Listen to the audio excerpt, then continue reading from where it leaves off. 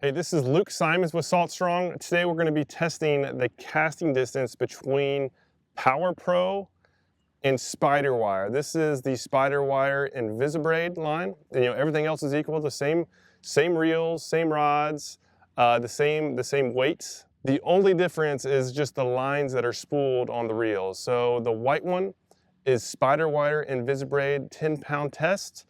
The yellow is Power Pro, just normal Power Pro 10-pound test. And I'll zoom in here, you can see it, looking at the top of the spool. I got them as close as I possibly could for the just making this test as accurate as possible. What I'm going to do is I'm going to cast each one 3 times with a lightweight, and then I'll do 3 times with a heavier weight, and then we're going to go analyze to see if the links are different on one versus the other. So the only difference technically should be how the line performs on actually coming off of the reel and going through the rod guides. And after we're done, we're going to measure the distance of all the casts, and we're going to be able to see what percentage difference, if any, one of these lines has over the other. All right, so first up is Power Pro, going for the yellow. And I'm just going to cast it down this beach, and then we're going to mark with the flag exactly where the weight lands, and at the end we're going to measure it. So let's get started. Got an official line down here, so I'll be in the exact same spot every time. And here goes. All right, so we just did 3 casts with the Power Pro. Now we're going to go to the Spiderwire, and let's see how it does.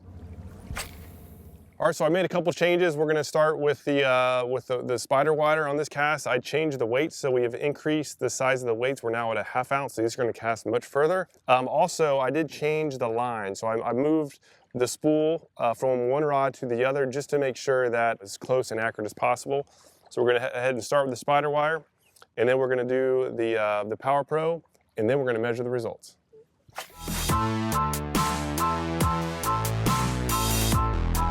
The green is at about 122, and that's the Power Pro.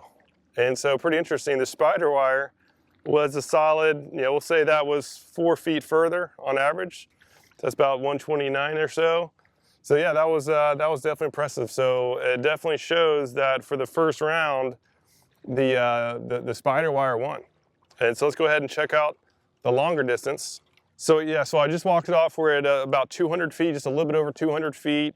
They're very close. I did have one outlier on the Power Pro, but I think that was probably just human error. So it does look like they're very close. However, the green is Power Pro, right? And the pink was Spiderwire, and pink definitely went further. It's not much further, but that's a good maybe 3-4 feet. So on a percentage basis, that's only like 2%.